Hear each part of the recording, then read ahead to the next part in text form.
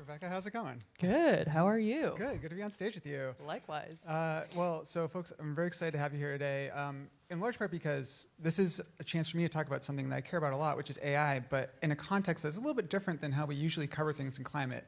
Usually we're talking about AI and its energy use, and today we're actually going to talk about AI and its solutions to address climate change, which I'm super excited about. And just as a heads up, you might notice we have a little QR code up there.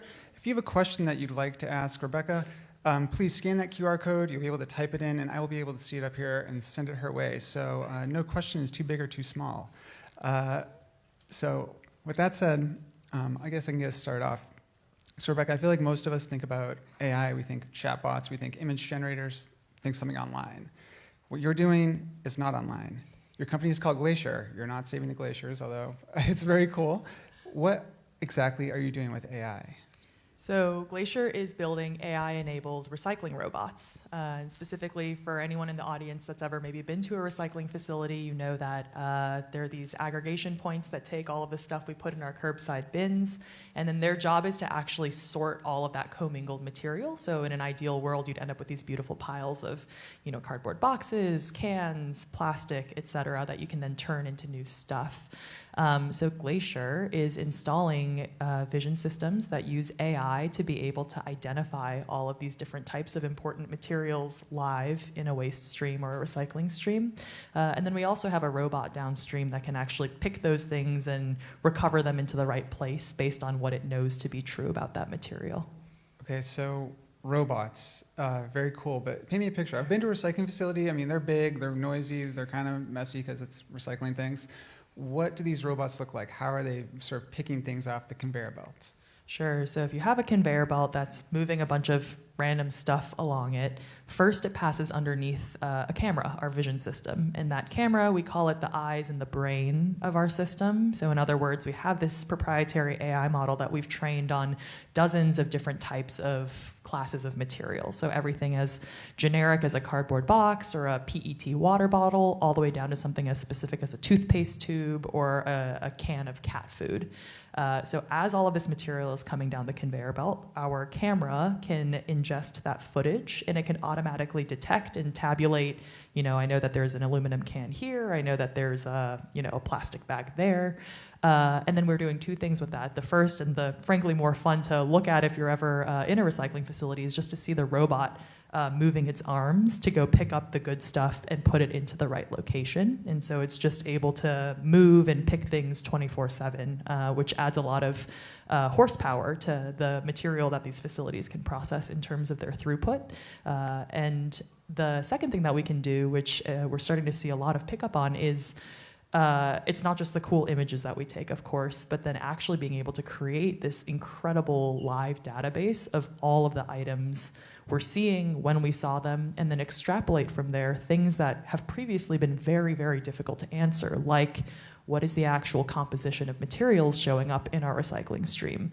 If a new type of packaging got introduced to the market, is that actually more or less recyclable than what we've been seeing previously? And so from that, not only are our recycling facility customers able to make real-time decisions on how to recover more of the stuff that should be recovered instead of sending it to landfill, but we're also starting to work with companies like Amazon, like Coca-Cola, Colgate-Palmolive, all of these really big brands that are trying to transition to more sustainable, recyclable materials, and previously have had a hard time getting access to reliable data to actually understand how they're performing and how to improve upon that.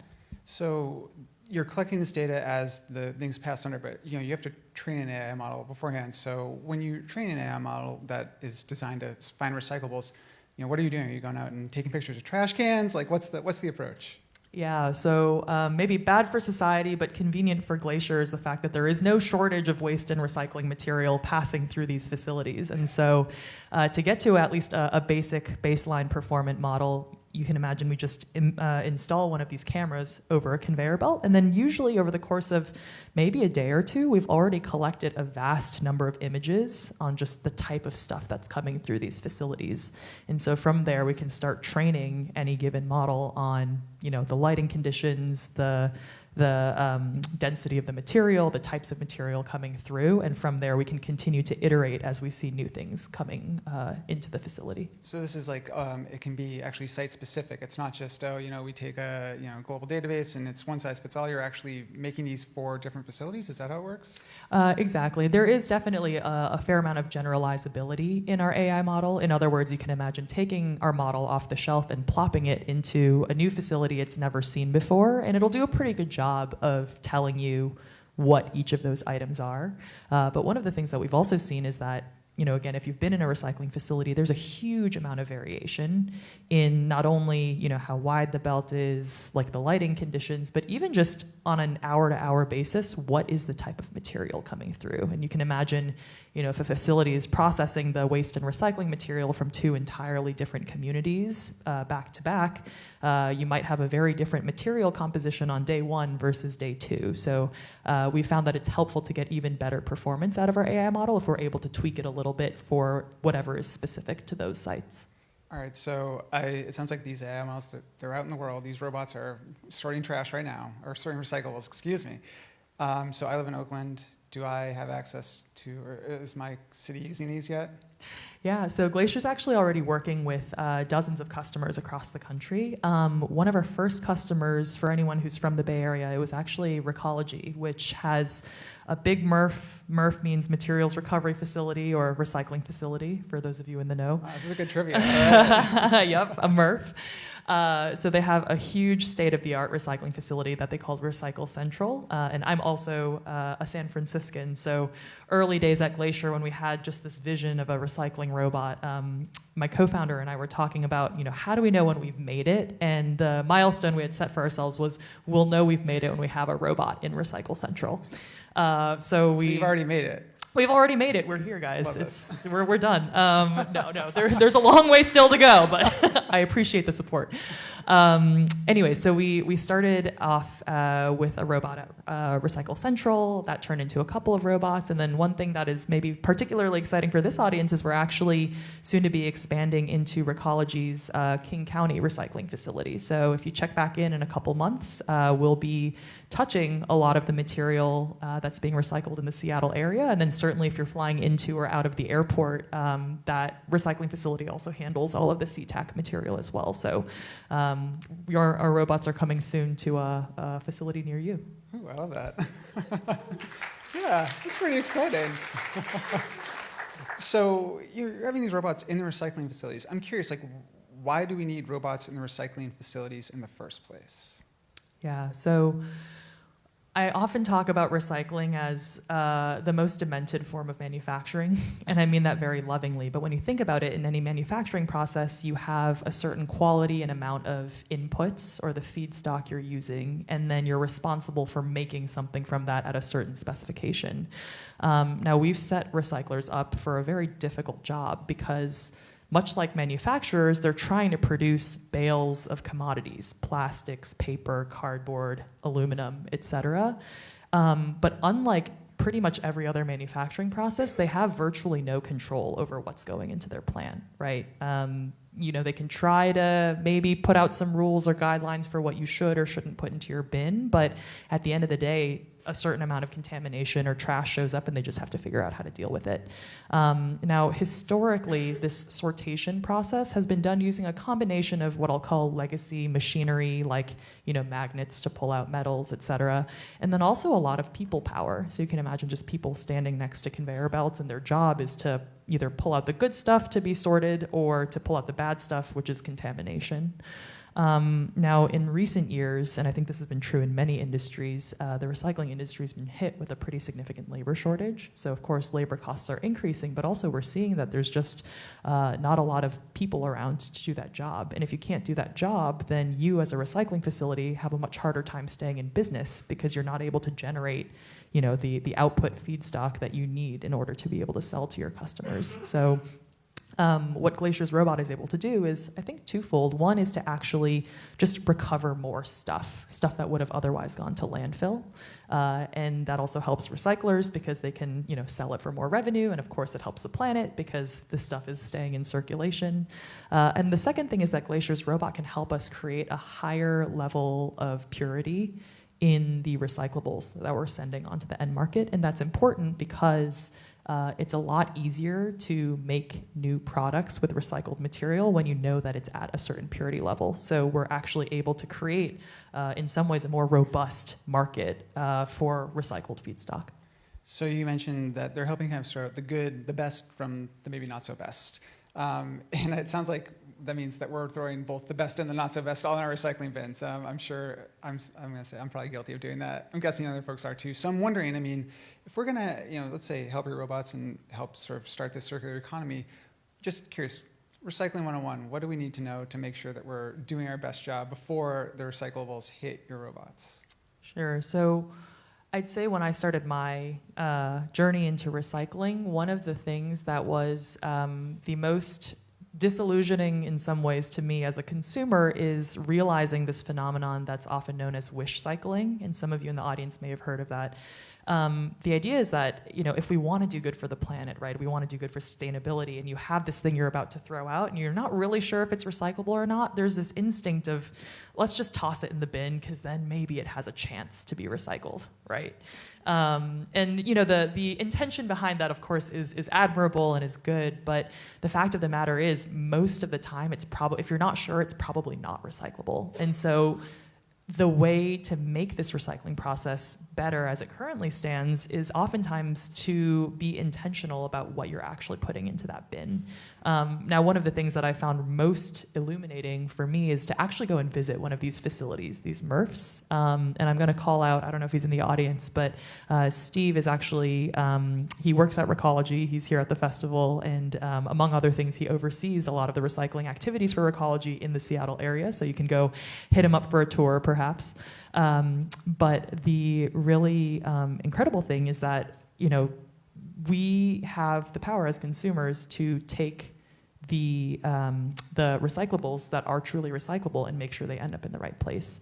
Now, what I will say is that in addition to us refraining from wish cycling, another huge part of this equation is, of course, that the people that are making stuff, these brands, these manufacturers, hopefully can do so in a way that makes it a lot more intuitive for us as consumers, right? Because I often say, I've been in recycling now for many years, and every day at the Glacier office after lunch, we still play the game of, this thing came in this packaging, is it recyclable or not? I really thought we were the only ones in the climate team. I'm glad to know it's a No. Right. You can talk to folks who've worked in the industry for 50 odd years, and they sometimes still struggle to know, right? And so part of Glacier's work is actually involving these brands and these producers and helping them to use some of our AI data to help generate design decisions. Like, what do we know about what types of packaging do or don't get recycled by the consumer?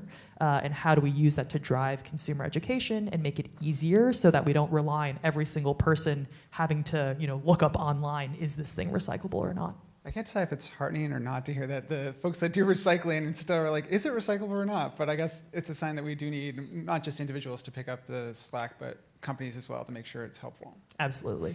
So we've talked a lot about recycling here. I do want to zoom out because this is an AI discussion, and so I want to zoom out a little bit. And I said at the top, the big discussion, of course, is energy use in AI. And so I have to ask you, from what I understand, your model is not a huge energy hog, but I'm wondering if you can tell us a little about what is it that sort of makes it so that's the case. Sure. I think this is actually a really important topic within AI that doesn't often get discussed, is right-sizing the AI model you're using for the application. So I think we've all heard stories about AI models that are consuming vast amounts of energy, and I think that is true and something that deserves to be talked about. But maybe to paint a picture for folks, there's two parts to AI implementation that I often think about. One is the actual training of the model. So how do you, help it ingest the right volume and type of data that it can actually do the task you want it to. And then in our case, there's the inference, which is that it's actually performing this task of identifying recyclables or trash on a belt. If you want to take something like ChatGPT, right? Those models are incredibly complex, incredibly powerful, and they need to be because they're serving billions of users, and they need to be able to do pretty much anything for each of those billions of users. So the amount of energy that needs to be put into providing that training data is humongous. And then there's also a lot of retraining that needs to be done, because as it learns more and people's needs change and evolve, it also needs to stay attuned to that. Glacier, fortunately, even though it's a very difficult AI identification task, it's much more narrow and much more focused, right? We're looking at trash and recycling on a conveyor belt. We want to keep updating it to stay attuned to the latest in, the packaging stream. But at the end of the day, it's a much more focused task that requires on net quite a bit less training and retraining. And so we're able to offer really, really strong performance with much, much fewer use of resources. And I think that's certainly something that every AI company out there should be thinking about, is how do we deliver the tasks that we need to in a responsible fashion. Do you have an estimate of how much energy your model uses? Is that something you're tracking? It is something we're tracking. I'm not going to state a number right now because I'm sure my engineers will probably come back and yell at me later, but you can follow up with me if you're interested. Okay.